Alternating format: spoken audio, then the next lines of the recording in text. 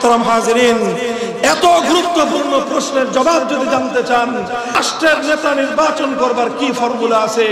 হিন্দু ধর্মের কাছে জিজ্ঞাসা করব, তোমাদের কাছে বলো, তোমাদের গীতা কি ফর্মুলা দিয়েছে? তোমাদের ধর্ম প্রণেতারা রামরা তোমাদেরকে কি ফর্মুলা দিয়েছে? গৌতম বুদ্ধদেরকে কি ফর্মুলা দিয়েছে? খ্রিস্টানদেরকে কি ফর্মুলা দিয়েছে? ইহুদিদের কাছে কি ফর্মুলা আছে? কোন ফর্মুলা নাই। আমাদের কাছে জিজ্ঞাসা করো, নবী মুহাম্মদ আরবি ইসলামের জন্য, বিশ্ববাসীর জন্য নেতা নির্বাচন করবার কি ফর্মুলা দিয়েছে? জবাব আমরা দেব। শুধু ফর্মুলা দেয় নাই, বরং এমন ফর্মুলা দিয়েছে, ইসলাম প্রদত্ত নেতা নির্বাচনের, রাষ্ট্রপ্রধান নির্বাচন করবার যেই ফর্মুলা ইসলাম দিয়েছে, এর চেয়ে সুন্দর, এর চেয়ে নিরাপদ, এর চেয়ে উত্তম ফর্মুলা পৃথিবীতে আর কোনোদিন হতে পারে না। ইসলামের যে নেতৃত্ব নির্বাচনের ফর্মুলা রয়েছে, ওয়ার্ল্ড ওয়াইড, বিশ্বব্যাপী সর্বশ্রেষ্ঠ নেতৃত্ব নির্বাচনের ফর্মুলা, ইসলামের ফর্মুলার নাম হলো আহলুল হাল্লি ওয়াল আকদের মাধ্যমে আগে ভোটার বাছাই হবে। আগে ভোটার বাছাই হবে। গড় পড়তার যে সে ভোটার হতে পারবে না। নির্দিষ্ট ক্রাইটেরিয়ার ভিত্তিতে ভোটার চয়েস হবে, ভোটার তালিকা হবে, ভোটার সিলেকশন হবে। তারপরে সেই সকল ভোটারদের ভোটের ভিত্তিতে একজন নেতা নির্বাচিত হবেন। নেতা নির্বাচিত হওয়ার পর তার বায়াত হবে। বায়াত হওয়ার পর তার পরিচয় হবে তিনি খলিফাতুল মুসলিমিন। তার উপাধি হবে তিনি আমিরুল মুমিনিন। তার নেতৃত্বের পরিধি হবে পৃথিবীর এক প্রান্ত থেকে আরেক প্রান্ত পর্যন্ত 700 কোটি মানুষ এক নেতার অধীনে পরিচালিত হবে। এটাই ইসলামের দেওয়া বিশ্বায়নের ব্যবস্থা, সারা পৃথিবীকে নেতৃত্ব দেওয়ার ব্যবস্থা।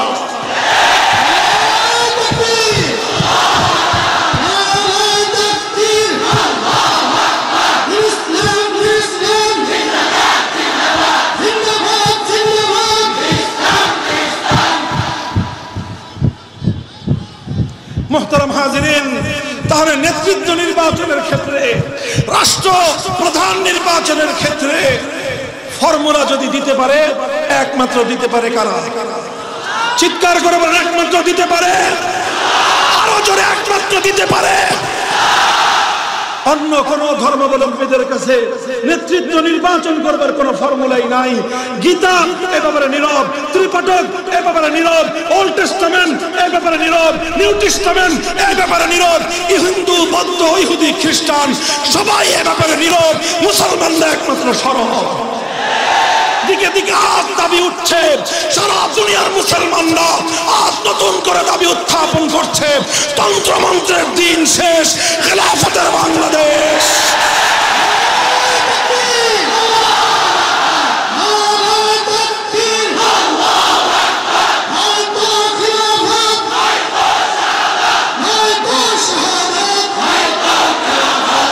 ইনশাআল্লাহ, ইনশাআল্লাহ অচিরেই পৃথিবী সেই দিন দেখবে, ইমারতে ইসলামিয়া থেকে দামেস্কের শাম পর্যন্ত সারা দুনিয়াকে নেতৃত্ব দিবে খলিফাতুল মুসলিমিন। এক খলিফার নেতৃত্বে সারা দুনিয়ার মুসলমানরা ঐক্যবদ্ধ হয়ে 700 কোটি মানুষের জান-মাল, ইজ্জত, আবরু, নিরাপত্তা নিশ্চিত করবে।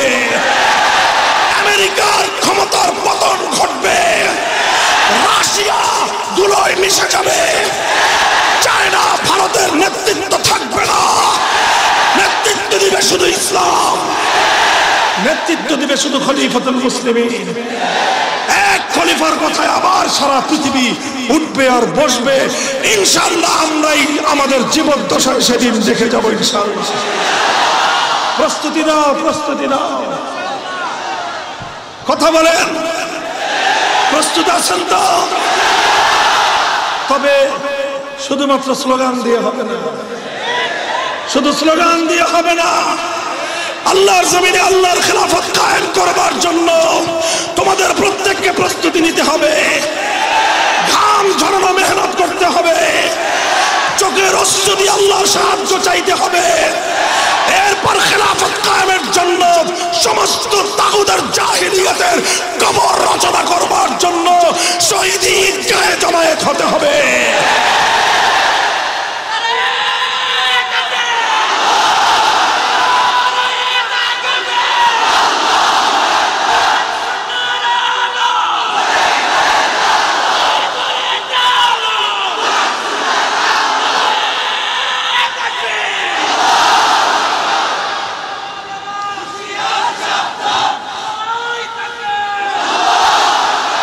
এই ধৈর্য আছে? ধৈর্য। এবার সবচেয়ে ইন্টারেস্টিং স্যাম্পলটা, সবচেয়ে ইন্টারেস্টিং গুরুত্বপূর্ণ দৃষ্টান্তটা আমি আপনাদের সামনে উপস্থাপন করছি। লিসেন মি, আমাকে লক্ষ্য করে শুনুন কথা। প্রশ্নটা ভালো করে বুঝুন, উত্তরটা বোঝা সহজ হবে। আসওয়ালু নিসফুল, এই কথা বলেন না ছাত্ররা, আসওয়ালু নিসফুল ইলম। প্রশ্ন ভালো করে বুঝলে অর্ধেক বোঝার কাম শেষ। প্রশ্ন বুঝবা না, খাতায় খালি লিখতে থাকবা, সারাদিন লিখবা, দিন শেষে পাইবা ঘোড়ার ডিম। বুঝো কথা? আসওয়ালু নিসফুল ইলম, প্রশ্ন বুঝবা, খুব ভালো করে বুঝবা। আজকের বর্তমান ছাত্রদের সবচেয়ে বড় সমস্যা হলো প্রশ্ন না বুঝে উত্তর দেওয়া শুরু করে দেয়। এই জন্য প্রথম আমি প্রশ্নটা বোঝাচ্ছি, খেয়াল করে শুনো। আচ্ছা, যে কোনো রাষ্ট্র হোক, যে কোনো রাষ্ট্র গঠন করুক, যারাই গঠন করুক, যে কোনো ধর্মওয়ালারাই গঠন করুক, যেই ধর্মওয়ালারা রাষ্ট্র গঠন করলো সেই ধর্ম ছাড়া অন্য ধর্মাবলম্বীরা সে দেশে থাকবে কি থাকবে না? জোরে বলেন। মুসলমানরা যদি ইসলামী রাষ্ট্র গঠন করে সেই দেশে হিন্দু, বৌদ্ধ, খ্রিস্টান, ইহুদি, শিখ, উপজাতি, অন্যান্য ধর্মাবলম্বীরা থাকবে কি থাকবে না? আরো যারা চিৎকার করে বলো, থাকবে কি থাকবে না? একই প্রশ্ন, হিন্দুরা যদি হিন্দু রাষ্ট্র গঠন করে সেখানে মুসলিম, বৌদ্ধ, ইহুদি, খ্রিস্টান, শিখ, অন্যান্য জাতি থাকবে কি থাকবে না? একই প্রশ্ন প্রত্যেকটা ধর্মের ব্যাপারে, বৌদ্ধদের ব্যাপারে, খ্রিস্টানদের ব্যাপারে, ইহুদিদের ব্যাপারে। যে যেই ধর্মের অনুযায়ী রাষ্ট্র গঠন করলো সেই ধর্মাবলম্বী ছাড়া অন্যান্য ধর্ম অনুসারীরাও সেখানে থাকবে। আচ্ছা, যদি থাকে তাহলে প্রশ্ন হলো সেই ধর্মের আলোকে অন্যান্য ধর্মাবলম্বীদের কি কি অধিকার প্রাপ্য, তাদের অধিকার কিভাবে নিশ্চিত করা হবে সেটা বলো। প্রশ্নটা বুঝছো? বুঝা গেছে প্রশ্ন? আবার ক্লিয়ার করছি, যে কোনো ধর্মাবলম্বীরা নিজ ধর্মের আলোকে রাষ্ট্র গঠন করলো সেই রাষ্ট্রে অন্য যত ধর্মাবলম্বীরা আছে সেই সকল ধর্মাবলম্বীদের কি কি অধিকার প্রাপ্য, তাদের অধিকারগুলো কিভাবে সংরক্ষিত হবে, তাদের কি কি দায়িত্ব, সেই দায়িত্বগুলো কিভাবে নিরূপিত হবে, এটা হলো প্রশ্ন। এই প্রশ্ন আমরা ইসলামকেও করব, এই প্রশ্ন আমরা হিন্দু ধর্মকেও করব, এই প্রশ্ন আমরা বৌদ্ধ, খ্রিস্ট, ইহুদি ধর্ম সবগুলো ধর্মকে করব না, এই প্রশ্ন আমরা করলাম। কথা পরিষ্কার? এবার এই প্রশ্নের জবাব হিন্দু ধর্মাবলম্বীদের কাছে আমি প্রথমে জিজ্ঞাসা করি। হিন্দু ধর্মাবলম্বীরা বলো, তোমার হিন্দু রাষ্ট্রের মধ্যে একজন মুসলিম সে যদি 5 ওয়াক্ত আল্লাহু আকবারের আযান দিয়ে নামাজ পড়তে চায়, তোমার হিন্দু ধর্ম একজন মুসলিমকে 5 ওয়াক্ত আযান দিয়ে নামাজ পড়বার পারমিশন দিবে কি দিবে না? তোমার ধর্মগ্রন্থের রেফারেন্স দিয়ে জবাব দাও। তোমার রাষ্ট্রে, হিন্দু ধর্মের রাষ্ট্রে একজন মুসলমান আল্লাহ প্রদত্ত অধিকার অনুযায়ী গরু জবাহ করে গরুর গোশত ভক্ষণ করতে চায়, তোমার ধর্ম হিন্দু রাষ্ট্র একজন মুসলমানকে গরুর গোশত খাওয়ার অধিকার দিবে কি দিবে না? জবাব দাও। তোমরা কি আমাদের কোন মুসলমান ভাইকে গরুর গোশত খাওয়ার অধিকার দিবা না শুধুমাত্র গরুর গোশত রাখার অপরাধে মুসলমানদেরকে আগুনে জ্বলন্ত পুড়িয়ে মারবা? জবাব দাও। তোমাদের দেশে, তোমাদের ধর্ম রাষ্ট্রে একজন মুসলমান গরুর গোশত খাইতে চাওয়ার অপরাধে তার গোটা বাড়ি ঘর জ্বালিয়ে সারখার করে দিবা না তাকে গরুর গোশত খাওয়ার অধিকার দিবা? জবাব দাও। অতঃপর জবাব দাও, তোমার রাষ্ট্রে মুসলমানরা যে মসজিদ গড়েছে, মুসলমানরা যে মসজিদ নির্মাণ করেছে, সেই মসজিদ নির্মিত হওয়ার পর সেই মসজিদের নিরাপত্তা কে দিবে বলো? জবাব দাও। হিন্দু রাষ্ট্র, হিন্দুত্ববাদী রাষ্ট্রে মুসলমানদের উপাসনালয়, মুসলমানদের সেজদাগাহ, মসজিদ সম্পর্কে তোমার ধর্ম কি বলে? ধর্মগ্রন্থ থেকে রেফারেন্স সহ জবাব দাও। মুহতারাম হাজিরিন, এভাবে একটার পরে একটা যদি আমি প্রশ্ন করতে থাকি, হিন্দু ধর্মাবলম্বীদের কাছে জবাব চাইতে থাকি, জবাব চাইতে থাকবো, হিন্দু ধর্মাবলম্বীদের কাছ থেকে জবাব পাওয়া তো দূরের কথা, কোনো রা শব্দ পাওয়া, টু শব্দ পাওয়া সম্ভব নয়। একই কথা খ্রিস্টানদের ব্যাপারে, জবাব দাও দুনিয়ার 200 কোটি খ্রিস্টান, তোমরা যদি তোমাদের খ্রিস্টান ধর্ম অনুযায়ী রাষ্ট্র গঠন করো, তোমার সেই খ্রিস্ট রাজ্যে আমার একজন মুসলিম মেয়ে হিজাব পরে বিশ্ববিদ্যালয়ে যেতে চায়, হিজাব পরবার অধিকার তোমরা তাকে দেবা কিনা? জবাব দাও। আমার একটা বোন, আমার একটা মেয়ে আল্লাহর ফরজ বিধান পর্দা করতে চায়, পর্দা করবার অধিকার তাকে দেবে কিনা বলো? আমার একজন মুসলিম বাবা তার 15 বছর বয়স্ক একটা মেয়েকে বিয়ে দিতে চায়, এবার বলো তোমরা সেই মুসলিম বাবা যে তার নিজের মেয়ের নিরাপত্তার জন্য 15 বছর বয়সে বিবাহ দিতে চায়, তোমরা তাকে হ্যান্ডকাফ পরায়ে আসামির কাঠগড়ায় দাঁড় করিয়ে তার জন্য তোমরা বিচারের ব্যবস্থা করবা, না সেই দায়িত্বশীল বাবার জন্য পুরস্কারের ব্যবস্থা করবা? জবাব দাও। জবাব নাই, জবাব নাই। সারা দুনিয়ার কোথাও তুমি জবাব পাবে না।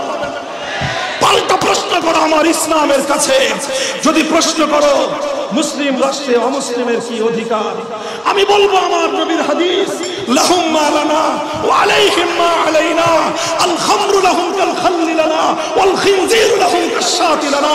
আমরা বলবো তুকাতালু মিন ওয়ারাইহিম, আমার নবী বলবেন একজন হিন্দু নারীর ইজ্জতের হেফাজতের জন্য, একজন মুসলিম পুরুষের নারীর জীবনের নিরাপত্তা দেওয়ার জন্য প্রয়োজনে 200 কোটি মুসলমান জিহাদ করবে, লড়াই করবে।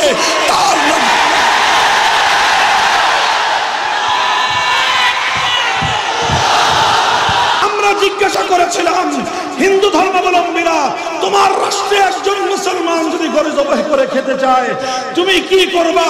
জবাব মুখে দাও নাই, কাজে জবাব দিয়েছো। সে মুসলমানের জীবনের নিরাপত্তা থাকবে না। কোন মুসলমান যদি গরুর গোশত খেতে চায় তোমরা তাকে টুকরো টুকরো করে হত্যা করবে। কোন মুসলমান যদি গরুর গোশত খেতে চায় তার গোষ্ঠী সূত্র আগুন দিয়ে পুড়িয়ে ছারখার করে দিবে। এই তো ছিল তোমাদের কার্যত জবাব। আমাদের কাছে প্রশ্ন করো, যদি একটি মুসলিম রাষ্ট্রে কোন হিন্দু, কোন খ্রিস্টান, কোন ইহুদি যদি শুকরের গোশত খেতে চায় ইসলাম কি বলে? ইসলাম বলে শুধু শুকরের গোশত খেতে পারবে তাই নয়, বরং শুকর লালন পালন করতে পারবে। কোন একজন হিন্দু, কোন একজন খ্রিস্টানের কোন একটা শুকরের ছোট্ট একটা বাচ্চাও যদি কোন মুসলমান ক্ষতি করে, কোন মুসলমান যদি একটা শুকরের বাচ্চা মেরে ফেলে, আল্লাহর কোরআন, আল্লাহর নবীর হাদিস স্পষ্ট আল্লাহর নবী বলে দিয়েছেন, অপর একজন মুসলমানের একটা বকরির বাচ্চা হত্যা করলে যেই পরিমাণ জরিমানা দিতে হতো, আমার নবীর ফরমান হলো এই, একজন হিন্দুর একটা শুকরের বাচ্চাকে হত্যা করার পর সমপরিমাণ জরিমানা ইসলামী আদালত মুসলমানের ঘাট ধরে উসুল করে দেবে। আল খামরু লাহুম কাল খাল্লি লানা, একজন মুসলমান ইসলামী রাষ্ট্রের মধ্যে যেরকম ম্যাঙ্গো জুস পান করতে পারে, শরবত পান করতে পারে, রুহ আফজা পান করতে পারে, সে ট্যাং শরবত পান করতে পারে, যে কোনো ফলের জুস যে কোনো মুসলমান পান করতে পারে। মুসলমান যেভাবে ইসলামী রাষ্ট্রে জুস পান করার অধিকার রাখে, একজন হিন্দু নাগরিক একটা ইসলামী রাষ্ট্রের মধ্যে মদ পান করার অধিকার রাখে। একজন খ্রিস্টান ইসলামী দেশের মধ্যে মদ পান করার অধিকার রাখে। মুহতারাম হাজিরিন, এভাবে একটার পর একটা বলে যাব। শুরুই তো করলাম শুয়োরের বাচ্চার মদের থেকে। ইসলাম তোমার শুকরের অধিকার, শুকর খাওয়ার অধিকার দিয়েছে। ইসলাম তোমাকে শুকর পালন করার অধিকার দিয়েছে। ইসলাম আর কি না দিয়েছে সেটা বলো। তোমার ধর্ম পালন করবার অধিকার, আমি বলবো ইসলাম তোমাকে ধর্ম পালন করবার অধিকার দিবে। তোমার মন্দির রক্ষা করবার অধিকার, ইসলাম বলবে তুমি মন্দির রক্ষা করো, মন্দিরে তুমি দেবতা নির্মাণ করো, মন্দিরে তুমি দেবতার পূজা করো। ইসলাম এবং মুসলমান কশিনকালেও তোমার ধর্মীয় স্বাধীনতার হস্তক্ষেপ করবে না। তোমাকে সামান্য কিছু দায়িত্ব পালন করতে হবে এবং তোমার সেই দায়িত্ব কশিনকালেও একজন মুসলিমের চেয়ে দায়িত্ব বেশি নয়। একজন মুসলিম সে রাষ্ট্রকে কিছু খরচ দিবে, কিছু খাতে খরচ দিবে, মুসলমানদের রেভিনিউ কালেকশন হবে যাকাত থেকে, গনিমত থেকে, মালে ফাই থেকে এবং বিভিন্ন জায়গার জমিনের উৎপাদিত ফসল থেকে। যেই খনিজ সম্পদ মুসলমানরা খনিজ সম্পদ উত্তোলন করলে সেই খনিজ সম্পদ থেকে নানা খাত থেকে রাষ্ট্রকে মুসলমানরা টাকা দিবে। হিন্দুরা, বৌদ্ধরা, খ্রিস্টানরা, মুসলমানরা যেরকম 2.5% যাকাত দেয়, তারা ঠিক একইভাবে কিছু পার্সেন্ট তারা জিজিয়া দিবে, তারা কর দিবে। এবং সেই কর দেওয়ার ব্যাপারে আমার নবী স্পষ্ট নির্দেশনা দিয়েছেন, একজন অমুসলিমের কাছ থেকে কতটুকু কর নেওয়া যাবে, কতদিন কর নেওয়া যাবে। আল্লাহর নবী পরিষ্কার বলে দিয়েছেন, একজন অমুসলিম নাগরিক থেকে ততটুকু কর নেওয়া যাবে যতটুকু কর পরিশোধ করতে একজন অমুসলিমের জন্য সেটা পিঠের বোঝা না হয়ে যায়, তার জন্য বার্ডেন না হয়ে যায়। কতদিন কর দিবে? যতদিন পর্যন্ত একজন অমুসলিম নাগরিক সে কর্মক্ষম থাকবে, উপার্জনক্ষম থাকবে, যতদিন তার উপার্জন করার সক্ষমতা থাকবে ততদিন সে কর দিবে। আর যখন সে উপার্জন করার সক্ষমতা নাই, আল্লাহর নবী ইসলামী রাষ্ট্রপ্রধানকে বলে দিবেন যে তার যৌবনটা তোমার রাষ্ট্রের জন্য সে ব্যয় করেছে, তার যৌবন দিয়ে তোমার রাষ্ট্রকে সে সার্ভিস চার্জ দিয়েছে। বার্ধক্যের সময়ে ইসলামী রাষ্ট্র একজন হিন্দু নাগরিককে বিনামূল্যে সেবা দাও। ইসলাম বলবে একজন অমুসলিম বৌদ্ধ নাগরিককে বিনামূল্যে সেবা দাও, একজন খ্রিস্টান বৃদ্ধ নাগরিককে সেবা দাও, এটাই বলবে ইসলাম। আলহামদুলিল্লাহ, সুম্মা আলহামদুলিল্লাহ, ব্যর্থহীন ভাষায় আমরা বলতে পারি, ইসলাম অনুযায়ী যদি আমরা রাষ্ট্র গঠন করি, সে রাষ্ট্রে শুধুমাত্র মুসলমানদের অধিকার নয়, সে রাষ্ট্রে যেমনি ভাবে মুসলমানদের অধিকার সংরক্ষিত থাকবে, অমুসলিমদের অধিকার তার চেয়ে বেশি সংরক্ষিত থাকবে।